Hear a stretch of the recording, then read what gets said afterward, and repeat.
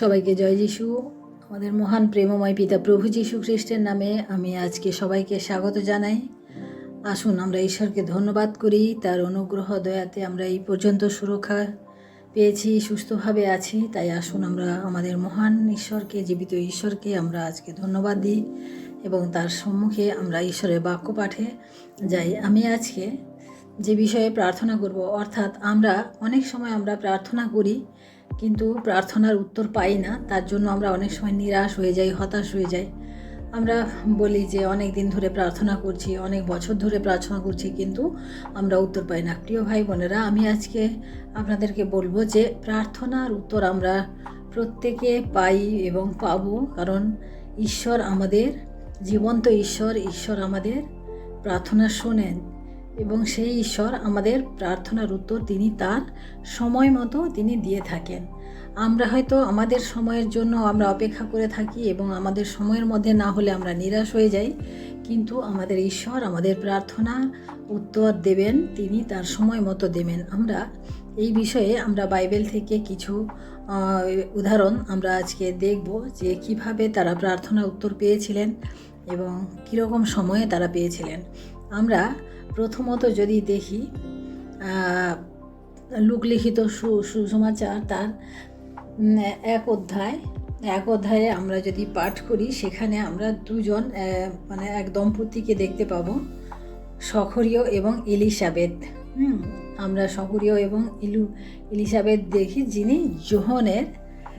যোহন ভাববাদী যিনি ছিলেন, যিনি যোহন লিখিত সুসমাচার লিখেছেন, সেই যোহনের পিতামাতা ইনি ছিলেন। সেই আমরা তাদের জীবন দেখি যে তারা অনেক বৃদ্ধ বয়স পর্যন্ত তাদের কোনো সন্তান ছিল না। তাদের সমস্ত কিছু সব ঠিকঠাক চলছিল, তারা ঈশ্বরকে প্রেম করতেন, ঈশ্বরের সান্নিধ্যে থাকতেন, সমস্ত কিছু ছিল, কিন্তু তাদের মধ্যে কোনো সন্তান ছিল না এবং তারা অনেক বয়স হয়ে গেছিল। এই জন্য তাদের সন্তান ছিল না, কিন্তু তারা ঈশ্বরের কাছে প্রার্থনা করেছেন, কিন্তু সেই জন্য তারা হতাশা বা নিরাশা নন। কারণ আমরা এই এলিসাবেথ ও সখরীয় কেমন ছিলেন সেই বিষয়ে যদি আমরা দেখি, তাহলে লুক লিখিত সুসমাচার তার 1 অধ্যায়ে আমরা 6 পদ পাঠ করি, তাহলে আমরা বুঝতে পারবো যে এরা কেমন ব্যক্তি বা নারী ছিলেন। তাহারা দুইজন ঈশ্বরের সাক্ষাতে ধার্মিক ছিলেন, প্রভুর সমস্ত আজ্ঞা ও বিধি অনুসারে নির্দোষ রূপে চলিতেন। অর্থাৎ এখানে আমরা কি দেখি, প্রভুর সমস্ত বিধি আজ্ঞা অনুসারে নির্দোষ রূপে ধার্মিকতায় তারা জীবনযাপন করতেন। অর্থাৎ তাদের মধ্যে আর কোনো রকম কোনো দুঃখ কষ্ট বা অন্যান্য কিছু তাদের মধ্যে কোনো নিরাশা হতাশা, কোনো প্রশ্ন, কেন আমরা এতদিন ঈশ্বরের আরাধনা করছি, এতদিন ঈশ্বরকে আমরা ডাকছি, কেন উত্তর পাচ্ছি না, কোনো রকম কোনো কমপ্লেন তাদের মধ্যে ছিল না। তারা এই ধরনের লোক ছিলেন যে ঈশ্বরে তারা ভজনা করতেন। আর আমরা এটা দেখি যে যখন তাদের জীবনে সন্তান আসলো, তার আগে আমরা দেখি যে সখরীয় তিনি মন্দিরের যেরকম একটা হয় বাড়ি হিসেবে তিনি কাজ করতেন, তার সেই সময় তার মন্দিরে কাজ করার সময় এসেছিল এবং তিনি মন্দিরে যখন ধূপ দিতে, মন্দিরে যখন ঈশ্বরের আরাধনা করার জন্য গেছেন, তখন আমরা দেখি যে স্বর্গদূত এসে তাকে দর্শন দিলেন এবং তাকে বললেন যে তার এক সন্তান হবে। তখন তিনি এই কথাটা শুনে চমকে গেছিলেন এবং সেই কথা যাতে তিনি অন্য কাউকে না বলে ফেলেন, তার জন্য আমরা দেখি যে সখরীয়কে সেই বাচ্চা জন্ম হওয়া পর্যন্ত তিনি কোনো কথা বলেননি, সেটাও ঈশ্বরের পরিকল্পনা ছিল। যাই হোক, আমরা এখানে দেখি যে এলিসাবেথ ও সখরীয় তাদের জীবনের যে ঈশ্বরের প্রতি ভক্তি, যে বিশ্বাস, যে ভালোবাসা এবং ধৈর্য, এই সমস্ত কিছু তাদেরকে সেই উত্তর এনে দিয়েছিল তাদের সন্তান জন্মগ্রহণের মাধ্যমে। প্রিয় ভাই বোনেরা, আমরাও দেখি যে আমরা ঈশ্বরের কাছে প্রার্থনা করি, কিন্তু আমরা নিরাশ হয়ে যাই। কয়েকদিন প্রার্থনা করার পরে আমরা বলি যে কবে থেকে প্রার্থনা করছি, ঈশ্বর আমাকে এতদিন কি দিলেন, আমি এতদিন ধরে ঈশ্বরের আরাধনা করছি, আমি কি পেলাম, এরকম আমরা বলি। কিন্তু প্রিয় ভাই বোনেরা, আমরা ঈশ্বরের কাছে আমাদের সখরীয় এবং এলিসাবেথের জীবন থেকে আমাদেরকে শিক্ষা করতে হবে যে তাদের যে ধৈর্য, যে নিষ্ঠা, জীবনের যে নিষ্ঠা বা তাদের জীবনযাপন, যে তারা ঈশ্বরের সাক্ষাতে কিভাবে নির্দোষ রূপে চলা, এই সমস্ত কিছু যদি আমাদের মধ্যে থাকে তাহলে আমরা প্রার্থনার উত্তর একদিন না একদিন আমরা পাবো। আমরা দ্বিতীয়ত দেখি যে বর্তিময় আমরা মার্ক লিখিত সুসমাচার তার 10 অধ্যায় 46 পদ আমরা সেখানে পাঠ করলে, 46 পদ থেকে পাঠ করলে আমরা দেখব একজন অন্ধ ভিক্ষুক, তার নাম বর্তিময়, তিনি প্রভু যীশু তাকে চোখ, মানে উনি অন্ধ ছিলেন, তাকে চক্ষু দান করেছিলেন। আমরা সেটা দেখি যে যখন বর্তিময় তার জীবনের সমস্ত আশা নিরাশ, মানে সমস্ত কিছু তার যখন শেষ হয়ে গেছিল, তার কোনো উপায় ছিল না, কারণ তিনি অন্ধ ছিলেন। এবং তিনি কি করতেন যে তাকে মানুষ যখন তাকে রাস্তার ধারে বসিয়ে দিয়ে যেত ভিক্ষা করার জন্য, তিনি বসে বসে ভিক্ষা করতেন। কিন্তু তার একটা হয়তো অপেক্ষা ছিল, তার একটা আশা ছিল যে একদিন তার সেই আশা পূর্ণ হবে। এবং সেইভাবে আমরা দেখি যে প্রভু যীশু যখন সেই পথ দিয়ে যাচ্ছিলেন, তিনি যখন শুনতে পেলেন, তিনি তার সমস্ত কিছু ফেলে ছুঁড়ে দিয়ে যে কাপড়টি, মানে তিনি ভিক্ষার জন্য যে কাপড়টি পেতে বসে থাকছেন, সেই সমস্ত কিছু ফেলে দিয়ে তিনি প্রভু যীশুকে তিনি চিৎকার করে ডেকেছিলেন যে প্রভু যীশু, দাউদ সন্তান, আমাকে দয়া করুন। আমরা দেখি যে তার যে এই মানে ডাক, তার যে এই চিৎকার করে যে প্রভু যীশুকে তার যে ডাকা, সেটার থেকে আমরা দেখি যে প্রভু যীশু সে তার ডাক শুনতে পেয়েছিলেন এবং তিনি তার কাছে গিয়ে তিনি তার যে বিশ্বাস ছিল, সেই বিশ্বাসে তিনি বললেন যে তোমার বিশ্বাস তোমাকে সুস্থ করলো। অর্থাৎ আমরা দেখি যে বর্তিময় তিনি একজন অন্ধ ছিলেন, তার কোনো উপায় ছিল না, কিন্তু তার ঈশ্বরের প্রতি বিশ্বাস ছিল এবং তার যে ঈশ্বরের প্রতি যে একটা আকাঙ্ক্ষা ছিল, সেখান থেকে তিনি তার মানে ফলটা তিনি পেয়েছিলেন, যে তিনি দেখতে পেয়েছিলেন। আমরা তারপরে দেখি যে আমরা রাজা দাউদকে দেখি যে তিনি একজন কি ছিলেন, মানে রাখাল ছিলেন, তিনি মানে পশু চড়াতেন। আমরা যখন দেখি যে রাজা হিসেবে, ইসরায়েলের রাজা হিসাবে মনোনীত করার জন্য যখন আমরা দেখি যে তার পিতা কী করেছিল, সবাইকে, তার 7 জন পুত্রকে নিয়ে এসেছিল সেখানে, কিন্তু রাজা দাউদকে তিনি নিয়ে আসেননি, মানে দাউদকে নিয়ে আসেননি। তিনি তখন কোথায় ছিলেন? তিনি মানে পশু চড়াতে গেছিলেন। আমরা দেখি সেই রাজা, মানে সেই পশু চড়ানো সেই রাখাল বালককে আমরা দেখি একদিন রাজা হতে আমরা দেখেছি।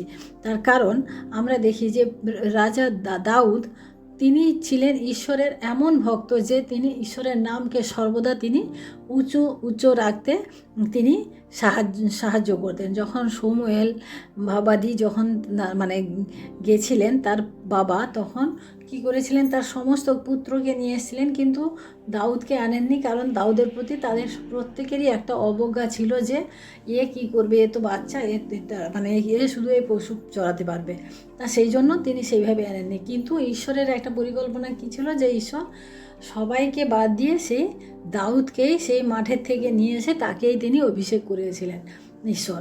তাই আমরা দেখি এখানে, আমরা দেখি যে যখন গলিয়াত যখন ইসরায়েল রাজার বিরুদ্ধে যুদ্ধ করার জন্য যখন চ্যালেঞ্জ করেছিল যে কে আছে আমার সাথে যুদ্ধ করবে, বা ইসরায়েল রাজাকে যখন টিটকারি করছিল, তখন আমরা দেখি যে সবাই তখন ভীত সন্ত্রস্ত হয়ে গেছিল। কিন্তু আমরা দেখি যে বালক দাউদ, তিনি তার দাদাদের জন্য খাবার নিয়ে গেছিলেন সেখানে, এবং তিনি যখন শুনতে পেলেন যে ইসরায়েলের ঈশ্বরের বিরুদ্ধে এই লোকটা এরকম করে কথা বলছে, তখন তিনি সেখানে তার সঙ্গে যুদ্ধ করার জন্য তিনি নিজেকে সেখানে প্রস্তুত করেছিলেন। আমরা দেখি যে সেই বালক যখন যুদ্ধ করবে, তখন সবাই অবাক হয়ে গেছিল এবং সবাই তাকে বারণ করেছিল। এবং রাজা, ইসরায়েলে যে রাজা ছিলেন, তিনি তাকে রাজ পোশাক পরানোর জন্য মানে চাপ দিয়েছিলেন যে রাজ পোশাক পরে যুদ্ধ করতে, কিন্তু নিজের যেই পোশাক ছিল সেই পোশাক পরে তিনি যুদ্ধ করেছিলেন। এবং আমরা দেখি যে তিনি সেখানে গলিয়াত বীরকে তিনি সেখানে পরাজিত করেছিলেন। আমরা তার কারণ দেখি যে রাজা, মানে দাউদ, তিনি যতই বালক হন না কেন, যতই ছোট হন না কেন, তার একটা উদ্দেশ্য ছিল যে তিনি ঈশ্বরের নামকে তিনি সর্বদা উচ্চে রাখবেন। তিনি সর্বদা ঈশ্বরকে সম্মান করতেন। অর্থাৎ তার জীবনে তিনি মানে ঈশ্বরের যেভাবে মানে আরাধনা প্রশংসা বা যেভাবে তিনি ঈশ্বরকে সম্মান করেছেন, তার জন্য কিন্তু ঈশ্বর তার সহবর্তী ছিলেন এবং তাকে ঈশ্বর তার সাফল্য দিয়েছিলেন। তিনি একজন মানে কি বলবো, রাখাল বালক থেকে তাকে আমরা ইসরায়েলের রাজা হিসাবে আমরা পেয়েছিলাম। আমরা আরেকজনের দেখি যে অনাথ থেকে না মানে রানী হয়েছিলেন। আমরা সেই ইস্টের রানীকে আমরা দেখি যে সে একজন অনাথ মেয়ে ছিল, কিন্তু তিনি এত আজ্ঞাকারী ছিলেন যে তিনি একদিন মানে রানী হয়েছিলেন। আমরা দেখি যে তার কাকা মর্দখয় যখন তাকে যেভাবে যেরকম বলেছেন তিনি কিন্তু সেভাবে তা আজ্ঞাবহ ছিলেন এবং সে আজ্ঞা মেনে চলতেন। তার থেকে বড় কথা যে তিনি মানে জিহুদিদের যে ধর্ম বা জিহুদিদের যে নিয়মকানুন তিনি কিন্তু মেনে চলতেন। তাই আমরা দেখি সে একদিন সে রানী হয়েছিলেন।